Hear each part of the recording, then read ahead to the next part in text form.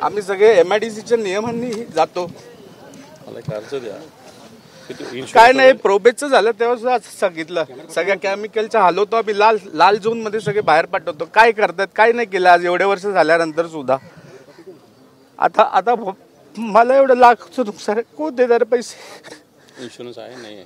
आमची आता जर शिफ्ट केलेली 6 महिन्यापूर्वी इन्शुरन्सवाले माझ्याबरोबर बसलेले, मी फक्त हफ्त्याचे पैसे देत होतो त्यांना, तेवढं त्यांच्यासमोर फुटली ती. बँक इन्शुरन्स नाही काढत? बँकेचा आहे, मी लोन घेतलं त्याच्यामध्ये इन्शुरन्स झाला. ते काय देणार? ते इन्शुरन्सवाले नियम सांगणार की हे तुमचं बरोबर नाही, ते बरोबर नाही.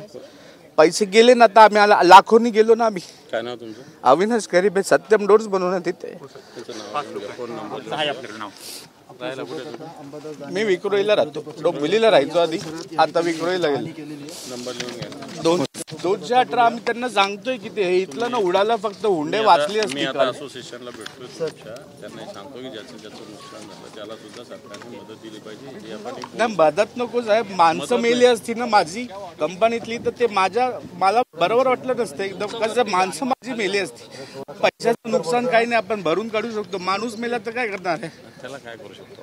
मग ह्यांच्यामुळे आम्ही मरतो ना सर, आमची माणसं मरतात. आता आपण ह्या केमिकल कंपनीतून बाहेर केल्या पाहिजे असं मागणी करू. त्यांचं नाव नंबर लिहून घ्या. वारंवार अशा घटना घडतात. काल देखील अविनाश गरीब आहे, 217 W217. मी टाकणार, केस टाकणार. आम्ही मेहनत करून करतो ना, मी देतो तुम्हाला. सरकारशी बोलू ना. नाही सर, आम्ही मेहनत करून करतोय. आपल्या काय बाप कमाई नाही, आमची आप कमाई आहे. त्यांचं नाव नंबर लिहून घ्या. आणखी किती जण आहेत असे? 5 तिथे सगळेच आहे. ह्याच्या भावाची पण कंपनी आहे, सगळी फुटली. आम्ही आत्ता घेतलेली, 3 महिने झाले कर्ज घेतलं 2 करोड रुपये. आता कसे हफ्ते भरणार आम्ही?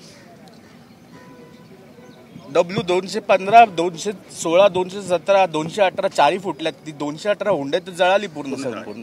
ओएसिस फर्टिलिटीच्या तज्ज्ञांनी IVF उपचार पद्धतीद्वारे 1 लाखांहून अधिक जोडप्यांना मातृत्व प्राप्तीचा आनंद दिला आहे. मोफत अपॉइंटमेंट बुक करण्यासाठी आजच संपर्क साधा. माझी W217 आहे, त्याच्या मागेच जस्ट तिथे आमच्यावरती येऊन पडलं. तिथे त्यांचे बॉयलरचे पत्रे सगळे तिकडे येऊन पडले आणि त्याच्यामुळे आमच्या इकडे आग लागली आणि 218 हुंडे माझ्या बाजूलाच एकदम ती पूर्ण जळाली. किती कंपन्या आजूबाजूच्या जळाल्या? 215, 216, 217, 18 सगळ्या जळालेल्या. 214 सुद्धा जळाली.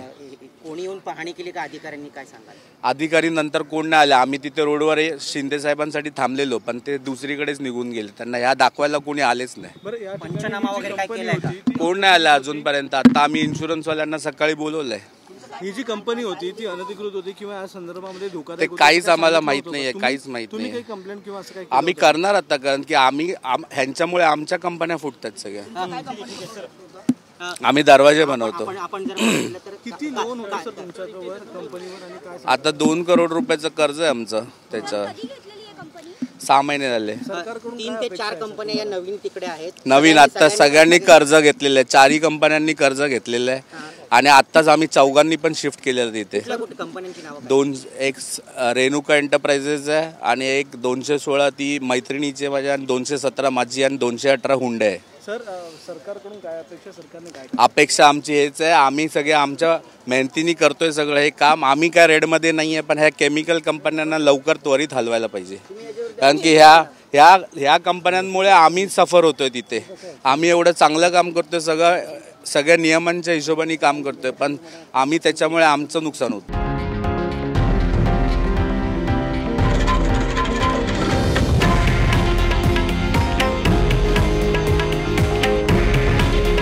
हे आहे देशातील नंबर 1 न्यूज नेटवर्क आणि आपण पाहत आहात TV9 मराठी. काळजी तुमची, हित महाराष्ट्राचं.